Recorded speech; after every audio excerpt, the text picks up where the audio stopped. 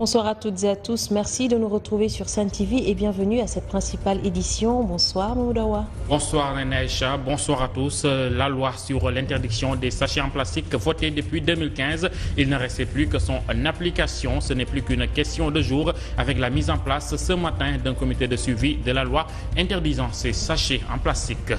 À Pékin, où nous irons ce soir, l'hivernage qui s'installe trouve des ordures déjà bien répandues, un mélange dangereux pour la santé des populations qui se plaignent sous le regard impuissant des agents du nettoiement. Ce soir, nous parlerons aussi de cette mise en garde de l'Union des consommateurs face à la montée du prix de l'oignon. Les responsables de l'UNCS demandent aux autorités de protéger les consommateurs.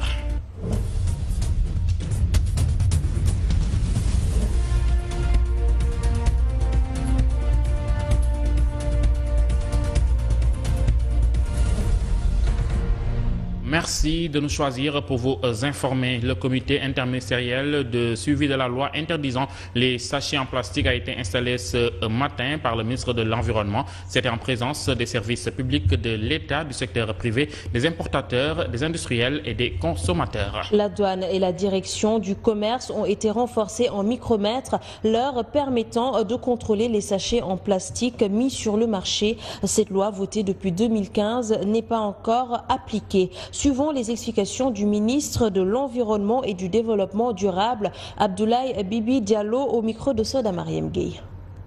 On a indiqué depuis lors qu'il n'y a pas que l'aspect vraiment sanction que la loi a visé, il y a l'aspect organisation de la gestion rationnelle du plastique. Ça aussi c'est un autre aspect que les gens oublient. Et d'ailleurs ce sont les industriels qui nous ont accompagnés parce qu'ils ont intérêt à ce que aussi que la loi soit appliquée. Les consommateurs ont aussi un intérêt parce qu'effectivement il y va de la santé humaine, de la santé des animaux, de l'environnement, et sans pour autant que ça ne gêne leur activité rentable et licite. Normalement, le sachet interdit ne doit plus avoir de stock. Ça, quand même, c'est ça qui est la norme. Donc le décret d'application, comme on l'a indiqué tout à l'heure, va préciser, donner une date butoir pour que vraiment nul n'en ignore et que des mesures vigoureuses soient prises. Les propos du ministre Abdoulaye Bibi Baldé sont recueillis par Soda Mariam Gueye. À Pékin, la saison des pluies s'installe avec son lot de désagréments. Les ordures qui jonchaient les rues des quartiers mêlés aux eaux de pluie dégagent une odeur nauséabonde. Les habitants, en partie responsables, font avec le décor vu le nombre insuffisant d'agents du nettoiement. Et c'est un reportage signé Younoussa Baldé.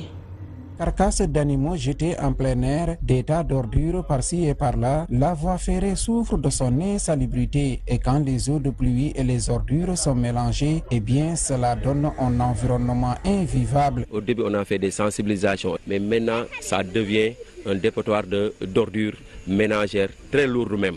Et ça, c'est un danger, non seulement pour les populations, mais surtout pour les plus vulnérables, qui sont les enfants. Vivre dans un environnement sain est un droit, mais c'est le cadet de soucis de nombreuses personnes qui agressent l'environnement. Défenseur de la cause environnementale depuis plusieurs années, cet homme se dit sidéré par cette situation. Dans chaque quartier de Guinaw Rail, il y a des véhicules qui viennent pour ramasser, avec l'apport de UGC, qui viennent ramasser les ordures.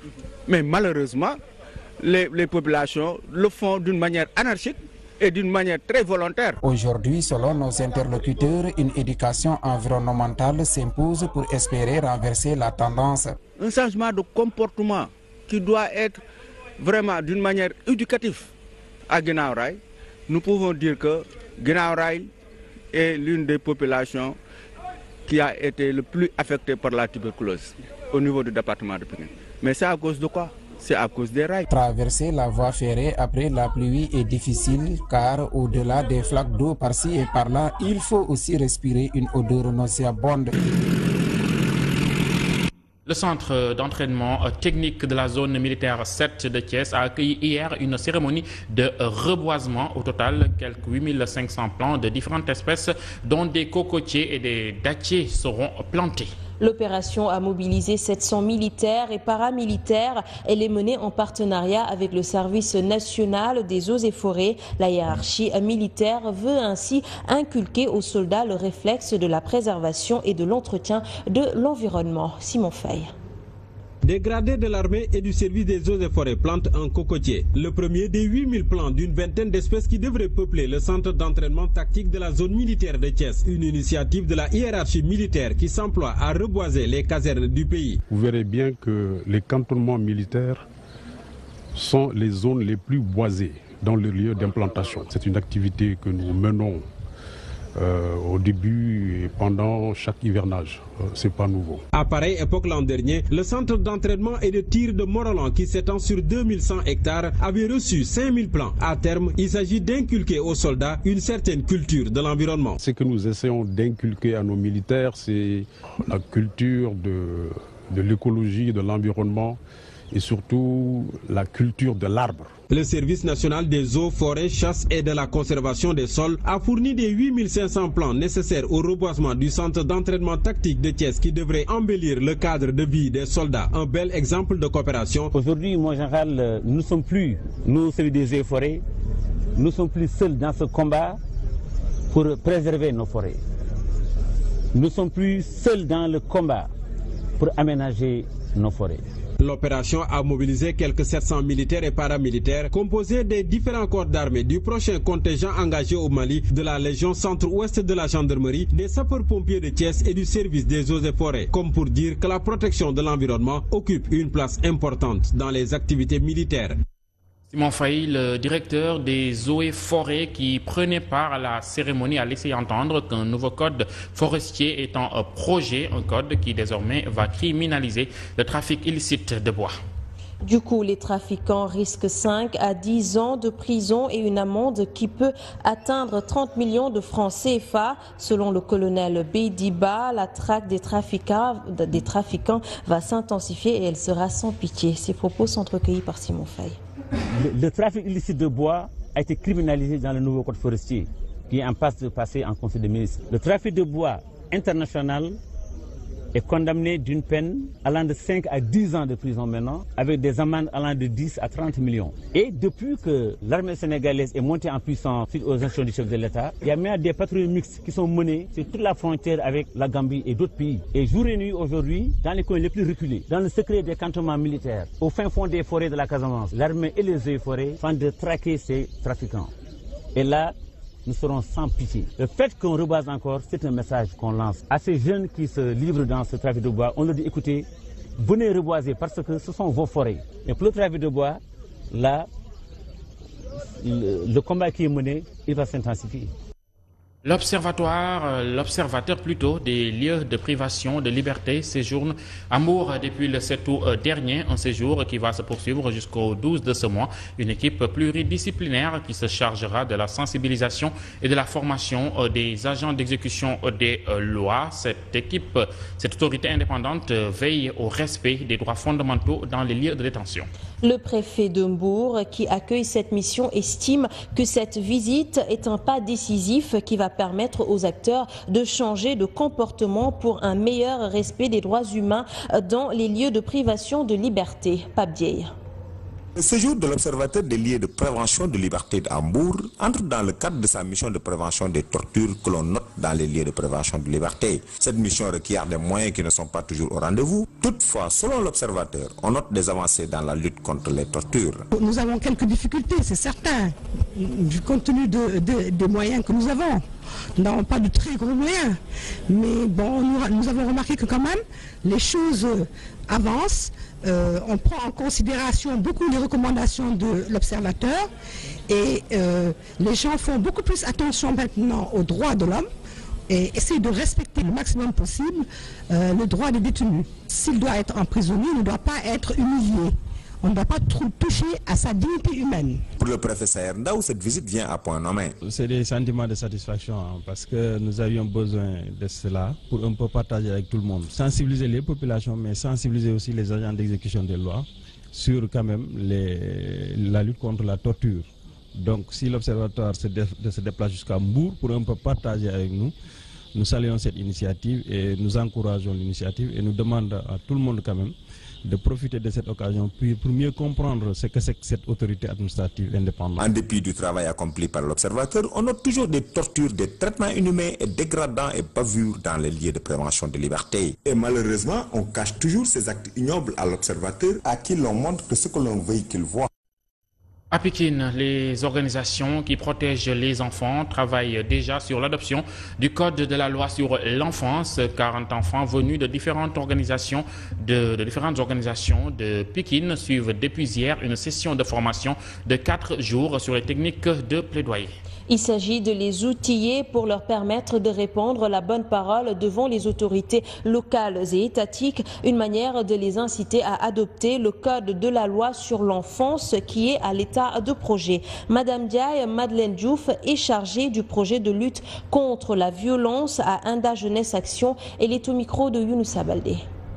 Former les enfants sur les techniques de plaidoyer pour qu'ils puissent influencer les décideurs au vote du code de projet de loi sur l'enfance. L'avantage du code, c'est de permettre aux enfants de connaître leurs droits déjà, que leurs droits soient promus et vulgarisés au niveau de la communauté. C'est toujours à l'état de projet. C'est même le but de cet atelier, parce que si on forme les enfants sur le plaidoyer, eux, ils pourront porter le combat au niveau des autorités et des décideurs pour qu'ils puissent influencer ces derniers à voter le code. Après la formation, il y aura une caravane qui va être faite. Parce que la formation, c'est dans toutes les régions où intervient le projet, à savoir Tamba, Kaolack, Kolda et Saraya. Chaque région va faire sa formation et faire élaborer un plan d'action, un plan de plaidoyer. Maintenant, on va regrouper tous ces plans de plaidoyer pour en faire un seul global. Et c'est ce plan-là qui va être l'appui pour faire le plaidoyer au niveau des autorités. L'Union nationale des consommateurs du Sénégal attire l'attention des autorités sur la hausse du prix de l'oignon à 20 jours de la Tabaski. Selon les responsables qui étaient ce matin en conférence de presse, le prix du kilogramme d'oignon se vend à 700 francs CFA. Une surenchère jugée inadmissible par l'UNCS. Cette association de défense des droits des consommateurs soutient que le gouvernement avait promis de veiller au respect des prix homologués. D'autres sujets d'actualité tels que le pèlerinage à la Mecque, la grève annoncée des pharmaciens était également abordée. Compte rendu Fatima Diop. Comme à chaque veille de fête religieuse, les prix des denrées de première nécessité connaissent une hausse. L'Union nationale des consommateurs du Sénégal en alerte. Selon elle, à l'heure actuelle, le prix du kilogramme de l'oignon à Ziguinchor est fixé à 700 francs CFA, au moment où la pomme de terre importée est à 400 francs. Nous observons aujourd'hui même le prix de l'oignon qui est à un niveau très élevé, c'est-à-dire à 700 francs au niveau de Ziguinchor. On aura avant la fin de la journée le prix de Kédougou, le prix de Matam, mais il faut tout de même considérer que l'oignon pose problème en ce moment à quelques jours de la Tabaski. Face à cette situation, l'UNCS invite l'État du Sénégal à mettre en place une stratégie d'homologation des prix de l'oignon et de la pomme de terre. Nous allons demander à l'État de faire en sorte de fixer ce qu'on appelle un prix au plafond. Ce qu'on peut faire, c'est sur la base d'une concertation et d'analyse objective de la situation du marché. Avec les services compétents de l'État, on fera en sorte que l'oignon ne coûte par exemple pas plus de 400 francs ou 300 francs. D'autres points soulevés par l'UNCS, la question du loyer et les grèves latentes des boulangers et pharmaciens. Saisir des marchandises vendues sur la voie publique alors qu'elles devraient être vendues en officine dans les pharmacies, c'est déjà un délit. Des pressions venues d'en haut de je ne sais où ont fait qu'ils ont été relâchés avec les marchandises et ce n'est pas normal. L'Union nationale des consommateurs du Sénégal demande au gouvernement de prendre les devants à quelques jours de l'Aïd el-Kabir afin d'éviter le syndrome de la Korité avec une pénurie qui résultait d'une rétention de stock visant à faire flamber les prix. Fatima Diop, c'est cet élément qui met fin à ce 19h45. Merci de l'avoir suivi. Merci Nene Chaba. Merci de nous avoir suivis. L'essentiel continue avec Ben Maktar Diop et Amina Gueye.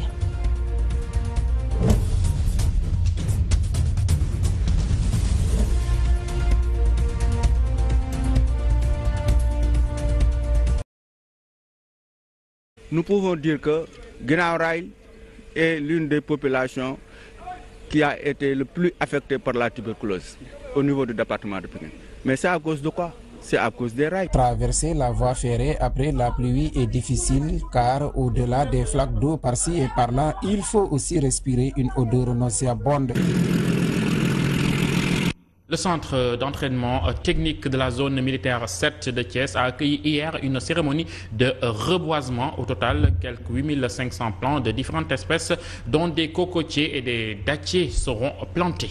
L'opération a mobilisé 700 militaires et paramilitaires. Elle est menée en partenariat avec le service national des eaux et forêts. La hiérarchie militaire veut ainsi inculquer aux soldats le réflexe de la préservation et de l'entretien de l'environnement. Simon Faye. Des gradés de l'armée et du service des eaux et forêts plantent un cocotier. Le premier des 8000 plants d'une vingtaine d'espèces qui devraient peupler le centre d'entraînement tactique de la zone militaire de Thiès. Une initiative de la hiérarchie militaire qui s'emploie à reboiser les casernes du pays. Vous verrez bien que les cantonnements militaires sont les zones les plus boisées dans le lieu d'implantation. C'est une activité que nous menons au début et pendant chaque hivernage.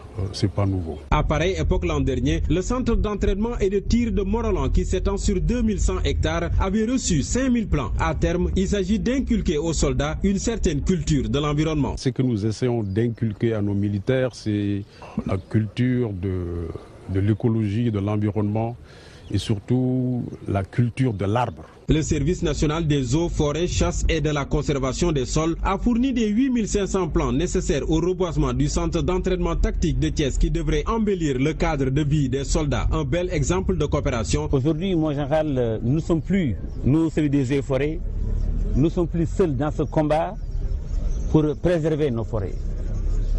Nous ne sommes plus seuls dans le combat pour aménager nos forêts. L'opération a mobilisé quelques 700 militaires et paramilitaires composés des différents corps d'armée du prochain contingent engagé au Mali, de la Légion centre-ouest de la gendarmerie, des sapeurs-pompiers de Thiès et du service des eaux et forêts. Comme pour dire que la protection de l'environnement occupe une place importante dans les activités militaires. Simon Faye, le directeur des eaux et forêts qui prenait part à la cérémonie, a laissé entendre qu'un nouveau code forestier est en projet, un code qui désormais va criminaliser le trafic illicite de bois. Du coup, les trafiquants risquent 5 à 10 ans de prison et une amende qui peut atteindre 30 millions de francs CFA. Selon le colonel Beidiba, la traque des trafiquants chez les rues des quartiers mêlés aux eaux de pluie dégage une odeur nauséabonde. Les habitants, en partie responsables, font avec le décor vu le nombre insuffisant d'agents du nettoiement. Et c'est un reportage signé Younoussa Baldé.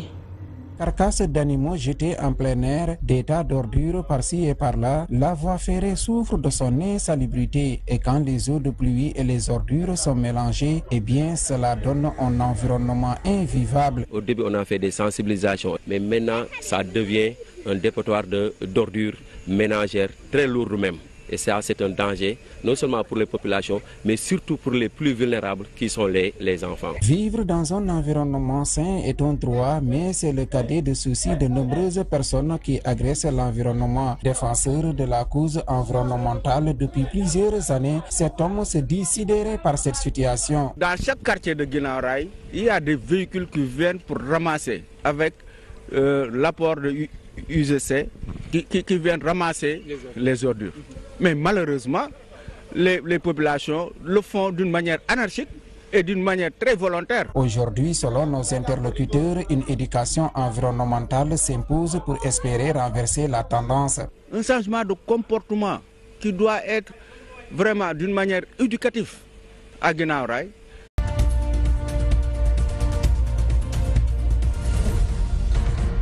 Bonsoir à toutes et à tous. Merci de nous retrouver sur Sen TV et bienvenue à cette principale édition. Bonsoir Moudawa. Bonsoir Nenaïcha, bonsoir à tous. La loi sur l'interdiction des sachets en plastique votée depuis 2015, il ne restait plus que son application. Ce n'est plus qu'une question de jours avec la mise en place ce matin d'un comité de suivi de la loi interdisant ces sachets en plastique.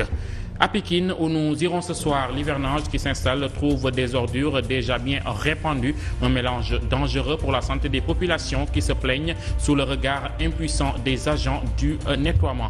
Ce soir, nous parlerons aussi de cette mise en garde de l'Union des consommateurs face à la montée du prix de l'oignon. Les responsables de l'UNCS demandent aux autorités de protéger les consommateurs.